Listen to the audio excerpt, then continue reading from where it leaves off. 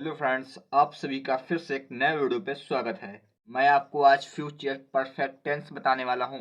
इसकी पहचान क्या होती है? सबसे पहले इसकी पहचान जान लेते हैं। जो इसकी पहचान सबसे मेन होती है, हिंदी के जिन वाक्यों का ट्रांसलेशन इस टेंस के अंतर्गत करते हैं, उनमें वाक्यों के अंत में देखना है, लास्ट में, यानी कि चुका होगा, चुकी होंगे या किसी स्वर के पश्चात होगा, होगी, होगी, यानी कि किसी स्वर के बाद भी होगा, होगी, होगी आ सकता है। आदि शब्द दे होते हैं। इनका प्रयोग इन सभी बातों का ध्यान रख कर करें। ठीक है। एक सलाह है आप लोगों से कि आप लोग इस चैनल को सब्सक्राइब कर दीजिए और अन्य वीडियोस देखिए हमारे इसी चैनल पे। सभी सेंटेंस में सहायक क्रिया का प्रयोग होता है। मतलब जितने भी सेंटेंस हैं होंगे, उनमें सहायक क्रिया का प्रयोग होगा। केवल फ्यूचर परफेक्ट टेंस के होने चाहिए। ठीक है।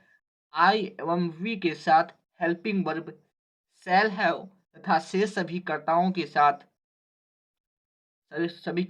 साथ विल हैव का प्रयोग है होता मतलब प्रयोग करेंगे। प्रयोग होता है, यहाँ पे लिख देंगे होता है। उतने समय लिख नहीं पाया, ठीक है, होता है, इसको समझ लेना आप लोग। वर्ब की सदैव थर्ड फॉर्म का प्रयोग करते हैं। ठीक है। अब जान लेते हैं इसके एग्जाम्पल। इसके एग्जाम्पल क्या है? इसके एग्जाम्पल अब इसके एग्जाम्पल में क्या है? वह भोजन कर चुकी होगी। तो इसका ट्रांसलेशन हम कैसे करेंगे? वह भोजन कर चुकी होगी, यानी कि स्त्रीलिंग है, और वह के लिए यहाँ पर क्या करेंगे? सी लगा देंगे। सिंपल सा क्वेश्चन है, इसे ज्यादा उसमें नहीं करना है। ठीक है। इसे क्वेश्चन ही आप लोग समझिए, इसको हल करना है ना। सी विल, और देखो बेटा हैव लगा देना है, क्योंकि यहाँ पर हमने पहले ही बताया था कि इसमें विल हैव शैल हैव का यूज होगा। अब देखो बेटा, यहाँ पर विल हैव क्यों आया है? क्योंकि यहाँ पर हमने बता दिया था कि आई एवं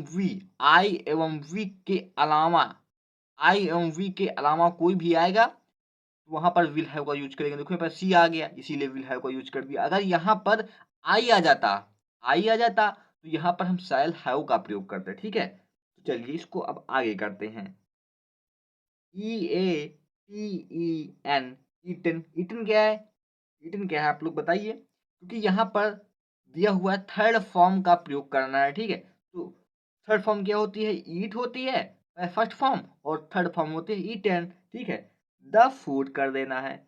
बहुत ही आसान तरीके से, बहुत ही धीरे धीरे आप लोगों को बताने वाले हैं, कि आप लोगों ने नेक्स्ट हमारे जो वीडियोस अपलोड किए थे उनमें आप लोग कमेंट कर कर बताया था कि आप सर बहुत तेज पढ़ाते हैं। ठीक है। हम अब उसको स्लो स्लो कर देंगे। देखो यहाँ पर वो कह रहा है वह आ चुका होगा, यानी कि लड़का है, लड़का के लिए ही लगा दिया सिंपली। और फिर हमने क्या कहा था? आई व वी होगा तभी हम शैल हैव का यूज करेंगे, और कोई अन्य होगा तो फिर नहीं यूज करेंगे। तो ठीक है, हम विल का यूज कर देते हैं। शैल हैव का यहाँ पर यूज नहीं होगा। क्यों नहीं होगा? क्योंकि यहाँ पर आई वी नहीं है। आई वी को केवल देखना है और बाकी सभी में विल हैव का यूज कर देना है।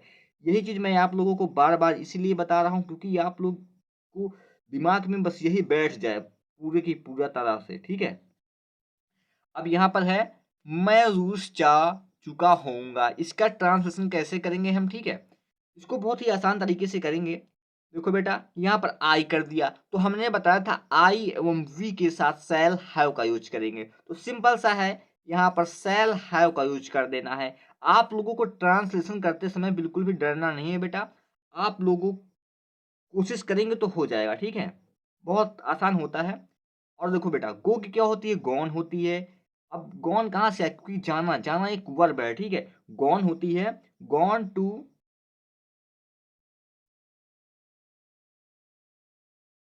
रसिया। ठीक है। इंग्लिश में इसको कहते हैं रसिया। डबल एस लगा देंगे, IA, रसिया हो गया।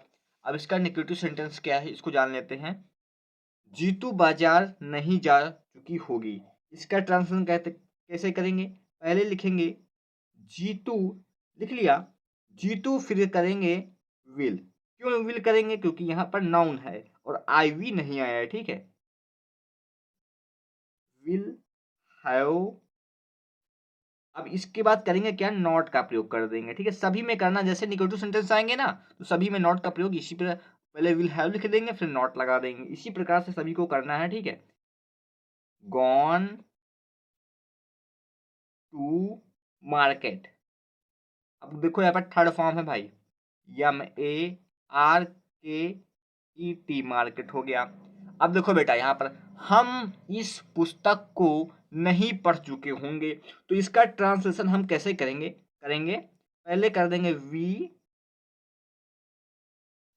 shall have we shall have not अब देखो यहाँ पर नॉट का प्रयोग कर दिया ना। अब देखो पढ़ना की क्या होती है? रेड, और थर्ड फॉर्म भी वही होती है, केवल उसको जो उच्चारण है उसको चेंज कर देंगे। रेड हो जाता है ना, उसी प्रकार से उसको चेंज कर देंगे। और कह रहा है इस पुस्तक यानी कि this book, BOOK book. Video चाहे जितना ही बड़ा हो जाए, लेंथी हो जाए, आप लोग सोचेंगे कि वीडियो काफी लंबा हो गया है, तो आप लोग समझने का प्रयास कीजिए, क्योंकि हमारा मकसद है कि आप लोगों को आ जाए, ठीक है। अब देखो बेटा यहाँ पर क्या तुम गाना गा चुके होगे, तो आप लोग जब प्रेजेंट टेंस पास्ट टेंस पढ़े होंगे तो ये आया था ना परफेक्ट में। अगर आप लोग पहले मतलब जो प्रेजेंट है पास्ट है इसको पढ़े होंगे तो ये तो करना बहुत ही आसानी है, बहुत आसान है। इंट्रोगेटिव में भी क्या तुम गा चुके होंगे, तो यहाँ पर विल हैव सहायक क्रिया है, तो पहले करना क्या है? पहले आपको यहाँ पर तुम देखना है, आई वी तो नहीं आया है, नहीं आएगा तो इसको विल कर देना है। फिर उसके बाद करना क्या है? तुम की इंग्लिश क्या होती है? यू होती है, ठीक है। और फिर उसके बाद हैव लगा देना है, मतलब बीच में सब्जेक्ट कर देना है और आगे विल लगा देना है। लेकिन विल कब लगाना है? जब यहाँ पर यू हो, मतलब यू हो आई वी के को छोड़ करके हूँ। जैसे यहाँ पे यू आया है, आई वी नहीं आया है, तब विल का यूज हुआ। अगर आई वी आ जाता तो यहाँ पर सेल का यूज होता। मैंने आपको बहुत ही बार इसको बता दिया है भाई, बहुत ही बार। चलिए, विल, यू, हैव और होती है सॉन्ग, थर्ड फॉर्म होती है अ सॉन्ग। ठीक है दोस्तों, तो आप लोगों का ये वीडियो कैसा लगा? आप लोग इस वीडियो को लाइक एवं सब्सक्राइब कीजिएगा और अपने दोस्तों के साथ शेयर कीजिएगा।